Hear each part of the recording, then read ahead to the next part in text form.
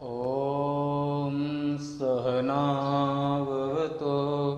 सहनौ भुनक्तु सह वीर्यं करवावहै तेजस्विनावधीतमस्तु मा विद्विषावहै।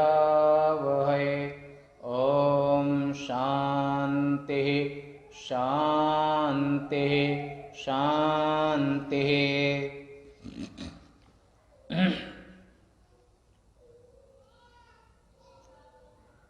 आज 19/4/2021 प्रस्थानत्रय मीमांसा के अंतर्गत उपनिषद प्रस्थान में क्रमशः आज कठोपनिषद के पहले अध्याय में द्वितीय वल्ली का विचार है।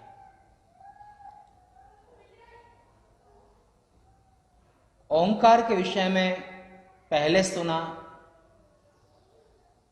ओंकार ही सबकी अंतरात्मा बनकर के और सबका प्रकाशक है, अंतर्यामी है और प्रेरक है, सर्वसाक्षी है, सर्वनियंता है।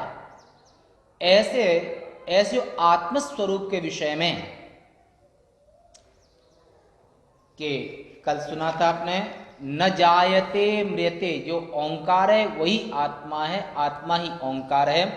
तो ये जो आत्मा है वे आत्मस्वरूप का निरूपण कल आपने सुना था कि न जायते म्रियते वा विपश्चित नायं कुतश्चिन्न बभूव कश्चित अजो नित्यः शाश्वतो यं पुराणो न हन्यते हन्यमाने शरीरे।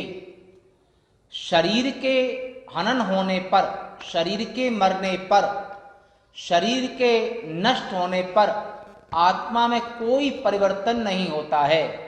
ये बात, ये प्रसंग कल सुना था। आज 19वें मंत्र में कहते हैं, हंता वाचेन्मन्यते हन्तुं हतश्चेन्मन्यते हतम् उभौ तौ न विजानीतो नायं हन्ते न हन्यते। यमराज कहते हैं, हे वत्स नचिकेता, आत्मा को कोई चाहे मारना चाहे तो भी मार नहीं सकता है। आत्मा भी किसी को मारती नहीं है, और मारने वाला आत्मा को मारने का जो विचार कर, हंता चेन मन्यते हंतुं, आत्मा कोई हनन भी नहीं कर सकता है, मार भी नहीं सकता है। और इसको आपने स्मृति में श्रवण किया है गीता में कि न शोषयति मारुतः न चेत क्लेदयन्त्यापो, अग्नि इस आत्मा को जला नहीं सकती है,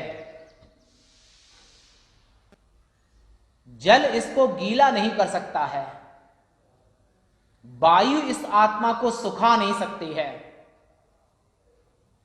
और आत्मा में कभी कोई सुगंधी दुर्गंधी भी नहीं होती है, क्योंकि सुरविर सुरविश्य ये जो पृथ्वी का लक्षण है, पृथ्वी का गुण है।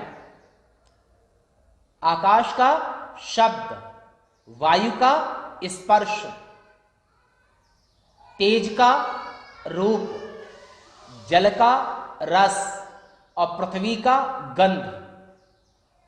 पांचों तन्मात्राएं इसे छू नहीं सकती हैं, और ऐसे इसको जो है कोई मार भी नहीं सकता है। अग्नि जला नहीं सकती है, वायु सुखा नहीं सकती है, और जल गीला नहीं कर सकता है आत्मा को। मारने वाला आत्मा को मारने का जो विचार करता है, और मारा जाने वाला उसे मारा हुआ समझता है, ये दोनों ही नादान हैं।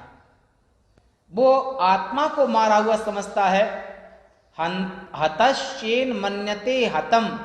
एक अज्ञानी व्यक्ति किसी का सर काट लिया और वो कहता है कि मैंने आत्मा को मार डाला। शरीर का सिरोच्छेद हुआ है, आत्मा का नहीं।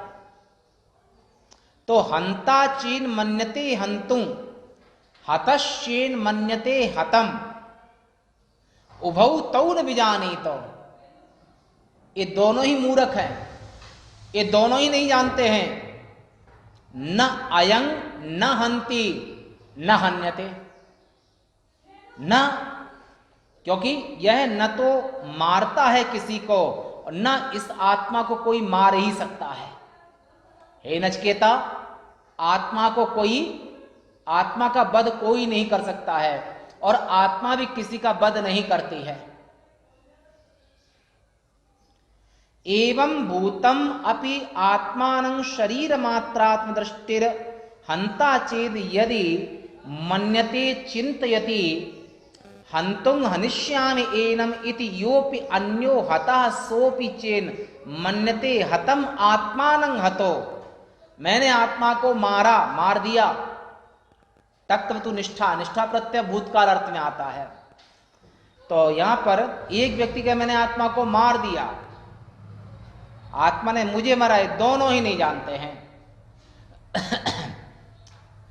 कहता है, कोई सोचता है कि मैं इसे मारूंगा, और दूसरा मारा जाने वाला भी कि मैं मर जाऊंगा। श्रीमद् भागवत महापुराण के 12 स्कंद में परीक्षित महाराज सुखदेव भगवान कहते हैं कि अहम ब्रह्म परम धाम ब्रह्मा हम परमम पदम।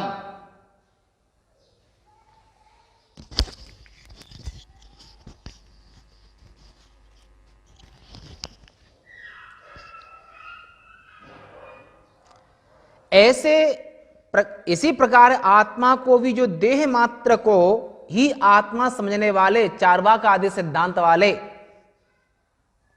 लोकायत सिद्धांत वाले, वो देह को आत्मा मानते हैं। तो जो देह को आत्मा मानते हैं वे विचार करते हैं कि मैं मर जाऊंगा, मैं अमुक को मार डालूंगा।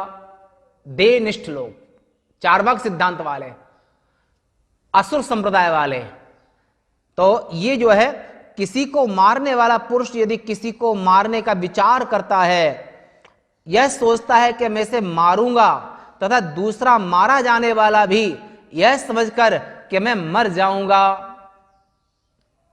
मैं इसको मारूंगा, एक दूसरा समझता है मैं मर जाऊंगा। ये दोनों ही अज्ञानी हैं। न आत्मा को वो मार सकता है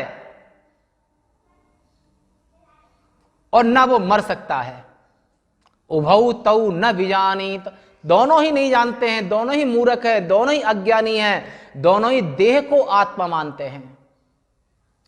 जो देह को आत्मा मानने के कारण देह के रोगी होने पर अपने आप को रोगी मानते हैं, देह के काला गोरा होने पर अपने आप को काला गोरा मान लेते हैं, देह की मृत्यु होने पर अपनी मृत्यु समझ लेते हैं, और देह का जन्म होने पर अपना जन्म समझ लेते हैं।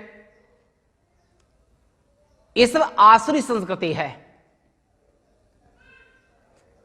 यमराज कहते हैं, हे नचिकेता, ये आत्मा ना तो किसी को मारता है, ना इस आत्मा को कोई मार ही सकता है।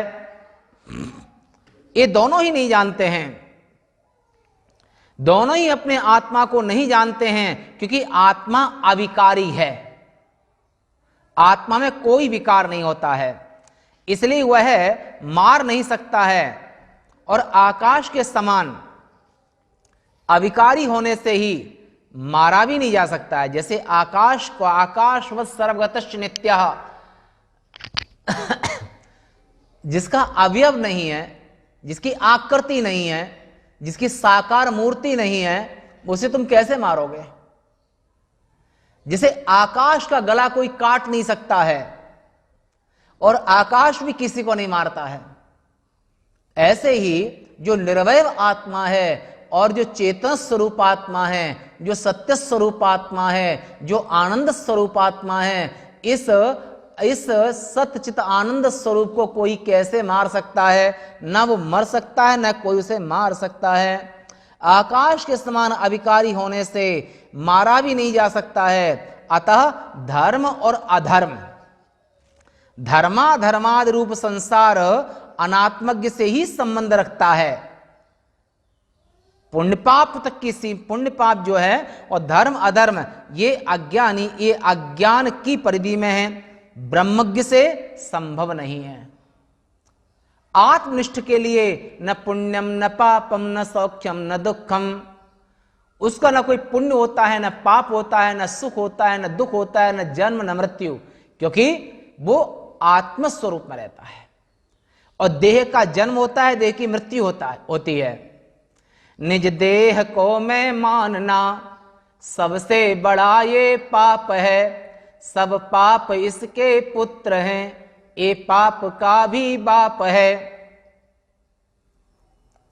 इसलिए ब्रह्मज्ञ से नहीं, माने धर्म अधर्म आदि जो होते हैं वो अज्ञानी के लिए होते हैं, ज्ञानी के लिए नहीं होते हैं। क्योंकि श्रुति परायण और युक्ति से भी ब्रह्म ज्ञानी के द्वारा धर्म अधर्म आदि कभी बन नहीं सकते हैं।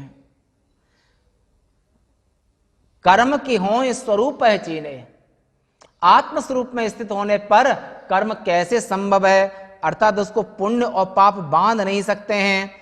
क्यों? श्रुति प्रामाण्यात न्यायाच धर्माधर्माद अनुपत्ते, इसलिए ज्ञानी के लिए धर्म और अधर्म दोनों ही अनुपपन्न हैं, यानी कि अनुपलब्ध हैं। कथं पुनः आत्मानं जानाति इति उच्यते, मुमुक्षु पुरुष आत्मा को किस रूप से जानता है, इस पर आगे कहते हैं। यमराज ने कहा, नचिकेता अणोरणीयान महतो महीयान आत्मास्य जंतोर्निहितो गुहायां तम क्रतु पश्यति वीत शोक, तम क्रतु पश्यति वीत शोको धातो प्रसादान् महिमानं आत्मनः, धातो प्रसादान् महिमानम् आत्मनः। हे पुत्र नचिकेता, यह अणु से भी अणु, जिस आत्मा की चर्चा हम कर रहे हैं, जिस आत्मा की बात कर रहे हैं, ये आत्मा अणु माने अति सूक्ष्म से भी सूक्ष्म है। बालाग्र शतभागस्य, बाल के 100 भाग कर दो और बाल के 100वें भाग से भी ज्यादा सूक्ष्म है। बालाग्र शतभागस्य, हे नचिकेता, ये आत्मा जिसकी हम चर्चा कर रहे हैं, ये आत्मा सबके दिल में रहता है, सबकी अंतरात्मा है, सबके अंदर निवास करता है, सब पर शासन करता है और सबको अच्छी प्रेरणा देता है और सबको स्फुरना देता है। ऐसा जो आत्मा है वो अणु से भी अणु है और महान से भी महान है, बड़े से बड़ा है, छोटे से छोटा है। और जीव के हृदय रूपी गुहा में वो हमेशा पापी के भी, पुण्यात्मा के भी, पशु के भी, पक्षी के भी, वो प्रत्येक जीव के हृदय में जो नित्य निवास करता है वो अणु से अणु है और महान से महान है। निष्काम पुरुष अपनी इंद्रियों के प्रसाद से आत्मा की उस महिमा को देखता है, माने एकाग्र मन से, एकाग्र बुद्धि से, इंद्रिय निग्रह से उस आत्मा का दर्शन करता है। और जो एकाग्र मन से, मन जिसके वश में है, बुद्धि जिसके वश में है, जो सत्य का कभी परित्याग नहीं करता है, उसे आत्मज्ञ कहते हैं। कि ब्रह्म विद्या का जो आयतन है उसका नाम सत्य और ब्रह्मचर्य है। शोक रहित हो जाता है, जो आत्मदर्शन करता है वो शोक रहित हो जाता है। आत्मा अणु से अर्थात श्यामक आदि सूक्ष्म पदार्थों से भी सूक्ष्मतर, यानी कि बालाग्र शतभागस्य, बाल के 100 हिस्से करो और 100वें हिस्से से भी ज्यादा सूक्ष्म है और महान इतना है कि घूम रहे ब्रह्मांड अनेकों, कोटि कोटि दिन कर ले कर, उगल रहे हैं ज्वालामुखी अगणित जिसके भीतर। सूर्य चंद्रमा ये भी कितने ब्रह्मांड जिसमें सब कल्पित हैं, महान से महान है। और सभी ब्रह्मांड जो माया की जितनी दुनिया है वो भी एक जैसे शरीर में तिल होता है, तिल की जितनी जगह होती है, ऐसे ही ब्रह्म के तैसे ही ब्रह्म इतना ब्रह्म के अनंत स्वरूप में ये माया और माया का संसार जो ब्रह्मांड है वो तिल के बराबर स्थित है। महान से महान है, सूक्ष्म से सूक्ष्म है। संसार में अणु अथवा महत परिणाम वाली जो कुछ वस्तु है वह उस नित्य स्वरूप आत्मा से ही आत्मवान मन स्वरूप सत्ता वाली हो सकती है, और आत्मा से परित्यक्त हो जाने पर वह सत्ता शून्य हो जाती है। उदाहरण के लिए स्थूल जगत में अगर शरीर से प्राण निकल जाएं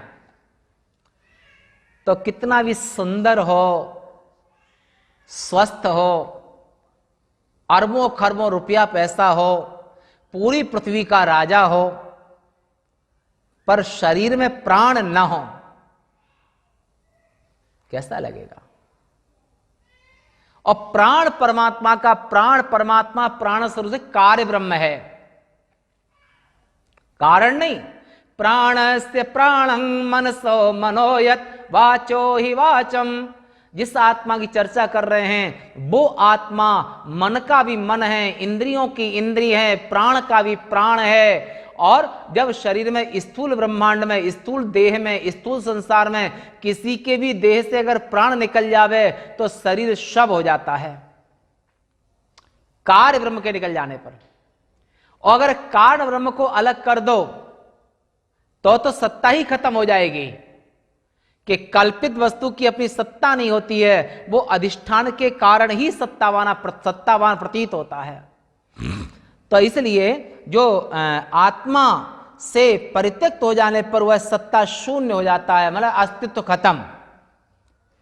महाकाल सबकी आत्मा है। आत्मा त्वंगिरिजामते, हे महादेव, हे राजाधिराज, हे महाकाल, आप आत्मा हैं, गिरिजामति। और जगन माता पार्वती सती ये जो है बुद्धि है, प्राण परिकर हैं।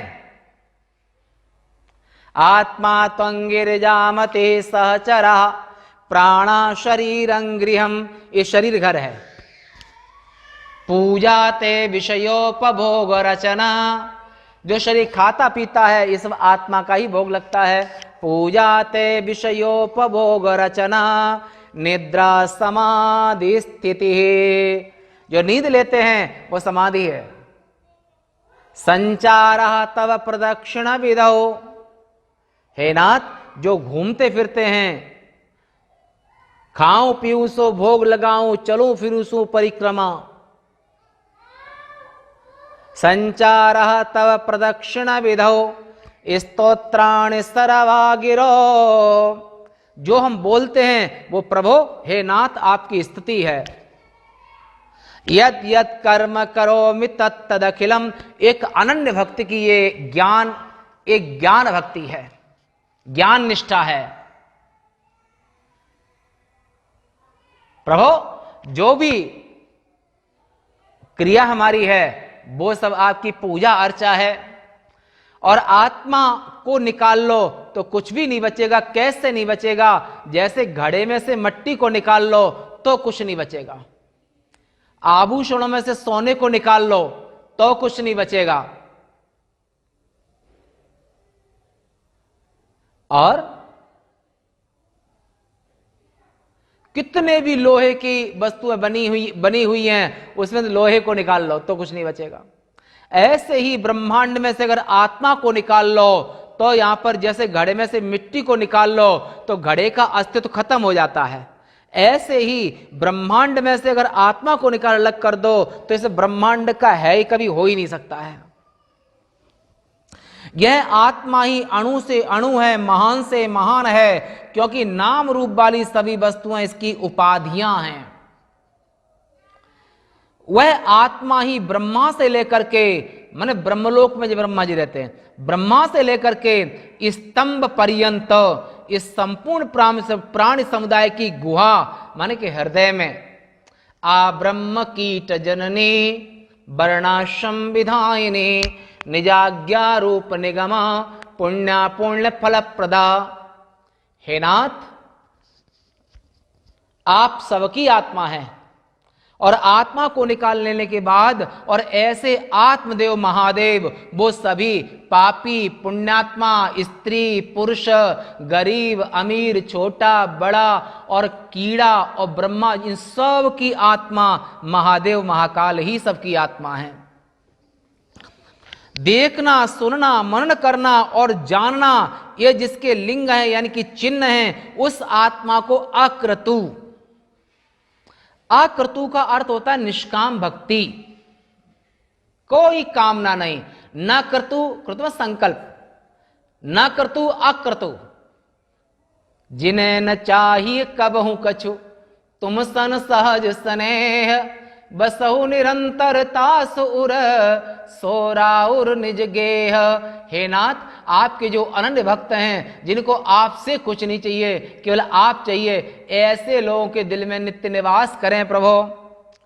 ऐसे जो आपके भक्त हैं, उन भक्तों अक्रतु मन निष्काम पुरुष, जिसको कोई कामना नहीं है, जिसकी बुद्धि दृष्ट और अदृष्ट बाह्य विषयों से उपरत हो गई है। क्योंकि जिस समय ऐसी स्थिति होती है, उस समय पर मन आदि इंद्रियां जो कि शरीर को धारण करने के कारण धातु कहलाती हैं।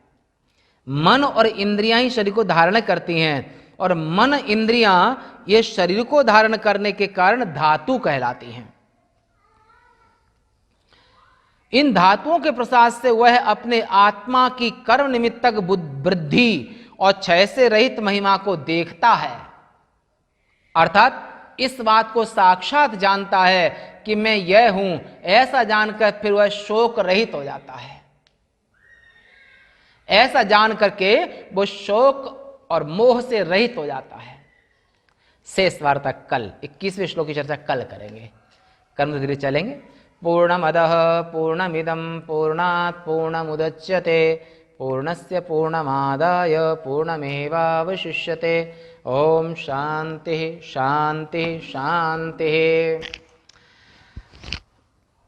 ये जो चैनल है उपनिषद नाम से, इसमें केवल प्रस्थान त्रय और वेदों की और संपूर्ण उपनिषद भाष्य के सहित ब्रह्मसूत्र, गीता, इस सब की चर्चा रहेगी। आप सुने भी और सब्सक्राइब जरूर करें, कराएं। ओम।